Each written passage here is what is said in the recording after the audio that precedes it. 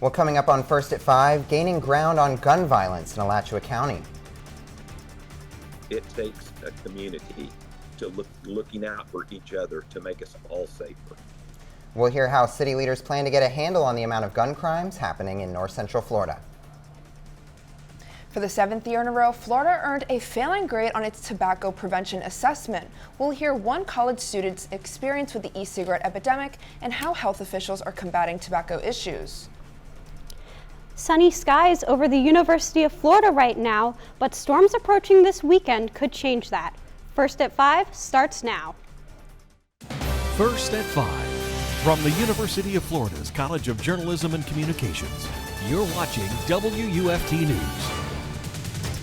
Gun violence is on the rise in Alachua County and law enforcement officials are trying to stop it. I'm Sedesse. And I'm Caitlyn Schiffer. WFT's Alessia Lavayen heard Alachua County Sheriff's officials' plans to make the community safer. CDC officials say Florida is in the middle of the pack when it comes to gun violence, more specifically shooting deaths with 14.1 per 100,000 residents. Alachua County Sheriff deputies say that even one death is one too many, and the community's help to get guns off the streets.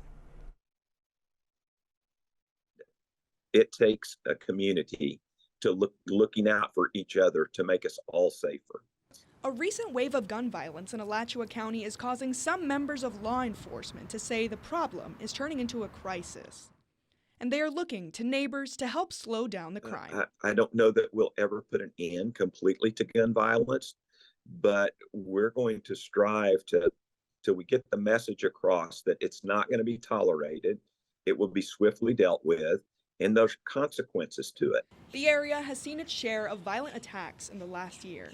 The most recent is the search for a robbery suspect who opened fire on their victim while walking her dog at Depot Park last week. Deputies still need your help tracking down the suspect. ACSO Public Information Officer Art Forgy says programs like the Gun Bounty Initiative can help curb gun violence. But if they can remain anonymous and they can get $1,000, no questions asked, then I think that really sweetens the pot, so to speak, and will help people in coming forward. This week, the Sheriff's Office announced their partnership with Crime Stoppers to offer bounty on illegal guns. They just want information about crimes committed with those guns, something Forgy says can help protect all neighbors. You don't want to be a victim. You don't want to be a victim of any type of crime. And if you have information that will make your city or our county safer, then we would suggest that you come forward with that information. Last week, Gainesville City Commissioners discussed gun violence prevention plans. Fire Rescue Chief Joe Dixon spoke at the meeting and announced the beginning stages of Gun Violence Prevention Summit. It's expected to happen later this year.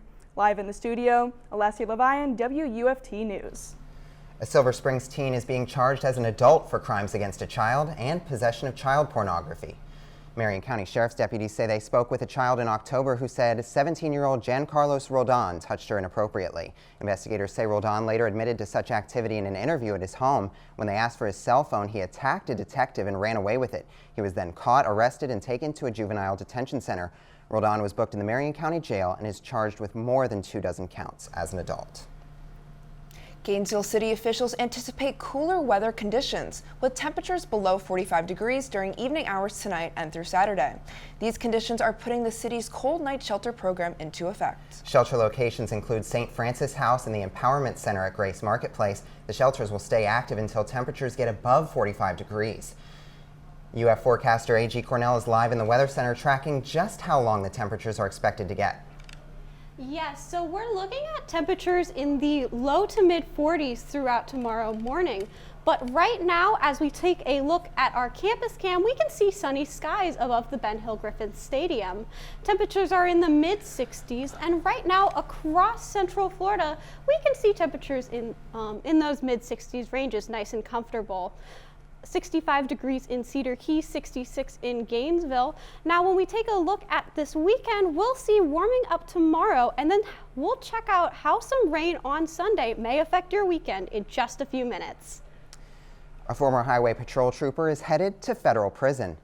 Investigators say 46-year-old Jesse Moore of Bell robbed several pharmacies throughout Columbia County, and the FBI got tipped off in January 2022. They say the masked man caught on surveillance walked into a pharmacy in Fort White with a gun, demanding Percocets and oxycodone. A citizen traced him with his license plate, and the clothes, appearance, and demeanor all matched up to witness testimonies. He was an FHP trooper for 14 years, and now he's facing 21 years behind bars. Firefighters are investigating why a trailer burst into flames in Marion County. Fire rescuers responded to a 911 call just before 6 p.m. The caller said both smoke and flames were coming out of a mobile home northeast 154th Lane in Fort McCoy. Marion County fire crews put out the fire within 2 hours of the call. You can see that there was a lot of smoke in the area, and thankfully nobody was hurt in the fire. And officials are still trying to figure out the cause. And crews have given the all clear after a small incident at the Rights Union on the University of Florida's campus. Several first responder trucks showed up earlier today outside the building after an elevator's electrical panel started smoking. The incident led workers to evacuate the whole building, but Gainesville fire rescue officials say nobody was hurt and everyone is safe to return. Florida has once again been given an F grade for failing to reduce tobacco usage across the state. WUFT's Juan Chaoui is live to explain how this affects the Florida population and its youth. Juan Carlos? Tobacco is known as a highly addictive and dangerous substance, and according to the American Lung Association, Florida has failed to effectively reduce tobacco usage. This is Natan Solomon. He's a senior at the University of Florida. His experience with tobacco products is extensive. I started vaping my sophomore year of high school. Natan is one of many consumers who started smoking at a young age. I mean, I know some people who started vaping in middle school, more like 8th grade. He thinks college is no different. At least half of the people I see probably on campus here are vaping. It's to the point where the Centers for Disease Control considers the use of e-cigarettes an epidemic. Florida received an F for the 7th year in a row from the American Lung Association's evaluation on drug prevention and cessation program funding. Local tobacco shop manager Demetrius Brewer notices what he feels is the increasing number of young consumers using tobacco. So it's a huge problem because every semester, it's a lot of new faces every semester. So every day we have to scan IDs, and our little machine tell us, hey, you're too young. You're not supposed to be in here. When UF Health Dr. Irene Meta heard of the American Lung Association's assessment, he wanted to advise against the use of tobacco. I see like several hundred patients just being a lung specialist, and most of the lung diseases in one way or the other are attributed to tobacco and cigarette smoking. According to the CDC, 68% of adult smokers say they want to quit. However, only about 1 in 10 are able to stop yearly, such as Natan. I mean, I was just super dependent on it. Wanted throughout the day. I was playing like multiple sports in high school. It was affecting my endurance in that. So I haven't vaped since we reached out to the Florida governor's office to see what the state is doing about its tobacco reduction programs, but we're still waiting on a response. With legislation regarding tobacco subject to change on a yearly basis, the future that people like Natan want to see may soon be on the horizon. Juan Carlos Chaoui, WUFT News. Gainesville City Commissioners are taking a stand against a new state bill. They adopted a new resolution earlier today that opposes the passage to end civilian oversight agencies in Florida. The resolution urges members of the Florida legislature to vote against House Bill 601. City commissioners say a civilian oversight agency can play a role in improving communication between the police and the Gainesville community. And in Newberry, residents may have a way to commemorate the town's history. Mayor Jordan Marlowe says he plans to introduce a new historical society to the area. Marlowe said he wanted to introduce such a resolution to the City Commission last week. He says a historical society would allow the town to hold on to its past and history and keep the town all together. State officials are allocating part of their budget to litter removal in parks. We'll hear what this means for the future of one local nature trail next.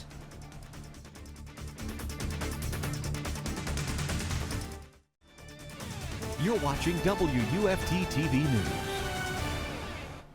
States like Florida are experiencing a population boom. And Caitlyn, that's all while trying to balance a changing climate and strains on resources like drinking water. WUFT's Cassie DesVergers joins us now to tell us how 2 local organizations are working together to create a more sustainable community. I went this morning to the Gainesville Hawthorne Trail. There, the day was filled with volunteers and park officials working together to pick up the trash in the park. Assistant Paynes Prairie Preserve Park Manager Joy Cotton loves the outdoors. It's a healthy environment, it's healthy us. Cotton led a team of volunteers on a litter patrol pickup this morning. Their goal was to pick up as much trash as possible. We're on the Gainesville-Hawthorne Trail, which is a 16-mile trail. It's a multi-use trail. It's good for bicycling, skateboarding, rollerblading, walking. This cleanup is one of 40 hosted by the Florida State Parks Foundation and Live Wildly.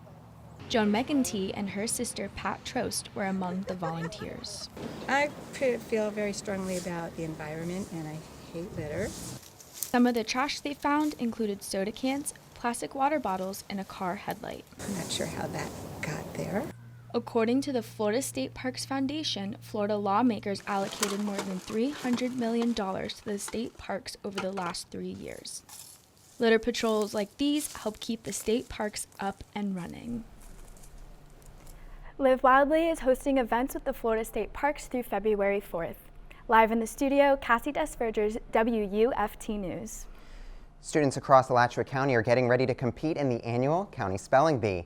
36 students across 33 elementary and middle schools will face off February 7th at Idlewild Elementary School. The winner will represent Alachua County at Jacksonville's Regional Spelling Bee in March. That winner goes on to compete in the Scripps National Spelling Bee in Washington, D.C. And in Marion County, 2 queen bees are crowned the county's 2024 Spelling Bee champions. Callie Godwin from Bellevue Middle School and Kathy Lai from Liberty Middle School tied for first place last night after going head-to-head for 22 rounds. The winners both received a medal and cash prize from the Women's Club of Ocala. Animal control officers found this not-so-little piggy roaming the streets of Floral City in Citrus County. The Citrus County Sheriff's Office is attempting to locate the owner of the lost pig. Officials are requesting that if anyone has any information on the pig's owners, reach out to Citrus County Sheriff's deputies at 352-249-2790. Tomorrow is Groundhog Day. I'll be tracking the groundhogs in the Gainesville area to let you know if we could be expecting 6 more weeks of winter after the break. You're watching WUFT-TV News. Taking a look at our live cam over McIntosh, we can see some sunny skies. Temperatures are in the mid-60s right now. As we get into the rest of the evening, we're going to cool down, especially after sunset. We'll have a nice light breeze coming through this evening and just a few clouds as we go into tomorrow morning. Looking ahead at tomorrow morning, we can see temperatures are going to be in the mid-40s across north central Florida, 45 degrees in Gainesville, a little cooler on the coast, 40 degrees in Cedar City. But as we go through tomorrow, we're going to see more warming up than today. But more importantly, we'll see sunny skies throughout the day. So I hazard a bet that our groundhogs will see his shadow tomorrow. Taking a look at our weekend, we can see our continued warming trend continue on Saturday. More sunshine, but Sunday things will be taking a change as we have our next storm system coming through. We've got a nice high pressure system right now that's overhead that's keeping our skies fairly clear and our temperatures fairly warm, but this is going to go ahead and change. We'll see that high pressure system heading through on Friday, and then as we get into Saturday, we'll still stay dry through Saturday, but as we go into Sunday morning, we'll start to see some rainstorms. These storms are going to continue throughout the day, and we'll even see our low pressure system right on top of us. Now, as we go ahead to our 7-day outlook, we'll see that our temperatures tomorrow are going to be nice and comfortable with partly cloudy skies, great for our groundhog to see his shadow, and we might even see 6 more weeks of winter. We'll have to go ahead and check over the next couple weeks to see if our temperatures remain as the average as they have, or if we're warming up a little sooner. Saturday, we're going to stay warmer, but then Sunday and Monday, we are going to have those thunderstorms coming through. And with the potential chance of rain, a little less on Monday. As we get into next week, we're going to be cooling down Tuesday, staying cool Tuesday and Wednesday, warming up more Thursday as we get into next weekend. Coming up in sports, we will recap a movie-like finish to last night's Gator men's basketball game. As well, we will hear from Gator coach Todd Golden on all this and more right after the break. You're watching WUFT-TV News. Welcome to sports. I'm Miguel Molina. Hope you have some popcorn ready because this Gators basketball game was a movie. Last night, the Florida men's basketball team went into Lexington to take on the number 10 ranked Kentucky Wildcats in a sold-out Rupp Arena. Down 84-81, the Gators would rush down the court off a Kentucky free throw miss with a few seconds left. Zion Pullen drives in, kicks it out to Walter Clayton Jr., pump fake, step through, bullseye. Clayton ties the game 84-84, and Kentucky was not able to get a shot off, so you know what that means? We're going into overtime. In OT, the Gators led by 7, but Kentucky hit a 3 and was able to get to the line to make it 94-91. The Wildcats would miss a crucial free throw, which would give the Gators a thrilling 94-91 overtime win. After the game, Gator coach Todd Golden is looking forward to what this team can do next. I think this is our program's first top 10 road win since 2003 or something like that, you know. So we're making strides. We're headed the right direction. We have the right guys in the program, and you know, we're just really excited to see where the rest of the year goes. The Gators will pick up their first quad win of the season and their first road win against a top 10 team since 2003.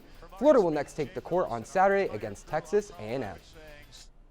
Gator swim and dive have been on a roll as they head into SEC play. WUFT Jesse Simmons is live at the O'Connell Center. Jesse, how are the Gators been looking?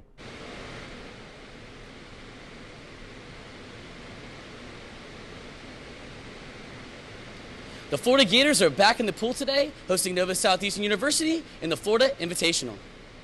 The number 3 and 4 ranked Florida Gators women's and men's swimming team finished up day 1 against the Sharks, setting the tone for the next 2 days. After the 9:30 preliminary round this morning, the 2-heat final of 8 swimmers competed just after 4 o'clock. For the men, Caleb Maldari and Cam Albuquerque won the 200-yard individual medley. Daniel Gordon took the 50-yard free. And for the women, Molly Golding won the 200-yard individual medley, while Melissa Cohen took the 50 free. And Nova won the 400 medley relay. The invite runs through Saturday, February 3rd, with the same prelim times of 9:30 and finals of 4 o'clock, right here inside the O'Connell Center Auditorium. The Florida invite is the final prep before the Gators head to Auburn, Alabama, for the SEC Championships from February 20th to the 24th. The men's team is looking to go for their 12th straight title, while the women's are looking to go back-to-back. One final note, the Washington Commanders coaching search is over as they hire former Gators defensive coordinator Dan Quinn as their next head coach. Thanks, Miguel. AG, can you give us one last look at the forecast before we go? Yep, we're looking quite nice tomorrow. Temperatures in the mid-60s, a little bit warmer on Saturday, and then we cool down next week for a nice week into next weekend. Well, that's all the time we have for tonight on First at 5. BBC News America is next, and the PBS News Hour is up at 7. But remember, your Florida news is always on at WUFT.org. Have a great night.